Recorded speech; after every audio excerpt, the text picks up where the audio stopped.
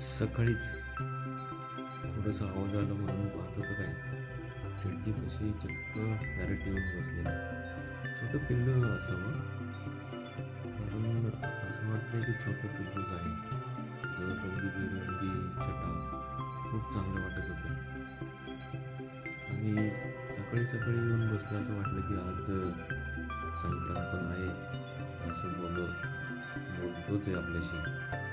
तिळगुळ घ्या आणि गोड बोला असं म्हणण्यासाठीच खिडकीवर येऊन बसला. तसंच थोड्या वेळाने 11 वाजता 2 पॅरट आणखी येऊन बसले.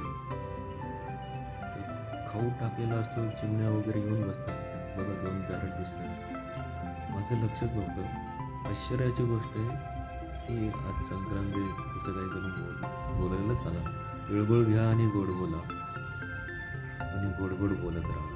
आयुष्य सुंदर असू द्या सर्वांचं, तुमचं पण आणि माझं पण. खूप मजा वाटली आज सकाळी, खूप बरं वाटलं.